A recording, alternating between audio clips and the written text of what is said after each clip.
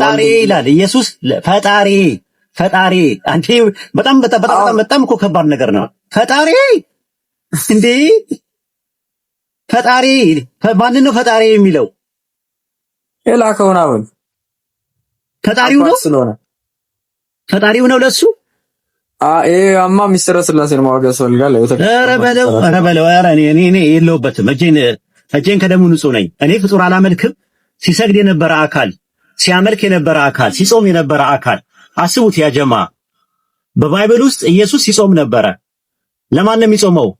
ይጸልይ ነበረ። ወደ ማን ነው የሚጸልየው? የሉቃስ ወንጌል ምዕራፍ 6 ቁጥር 12 ላይ በዚያ ወራት ይጸልይ ዘንድ ወደ ተራራ ወጣ፣ ሌሊቱን ሙሉ ወደ አምላክ ይጸልይ አደረ አለ። ወደ ማን ነው የሚጸልየው? ሌሊቱን ሙሉ ወደ አምላክ። ዮሐንስ ወንጌል ምዕራፍ 11 ቁጥር 22 ላይ አሁንም ከአምላክ የምትለምነውን ሁሉ አምላክ እንደሚሰጥ አውቃለሁ አለችው ማርታ። ከአምላክ የምትለምን ሁሉ አምላክ ይሰጣል ስትል ኧረ እኔን አምላክ ነኝ አላላትም። ከአምላክ የምትለምነውን ነገር ሁሉ አምላክ እንደሚሰጥ። ከዛ ምን አደረገ?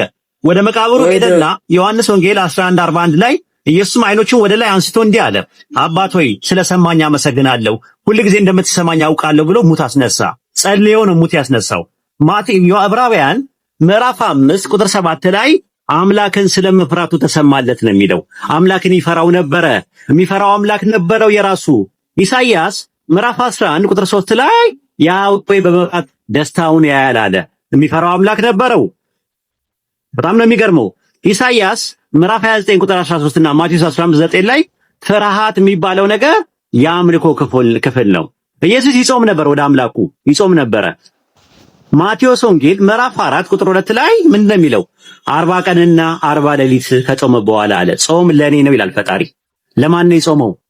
ወደ አምላክ ነው የጾመው። ጾም ራሱ የተቋዋን ለመቀበል ነው። ተቋዋ አምላክን ፈሪያ አምላክ ወይም ደግሞ የአላህን ፍራቻ ለማግኘት የሚገኝ ነገር ነው ራሱ ጾም ራሱ። ስለዚህ ያመልከው ነበረ፣ ይሰግድለት ነበረ።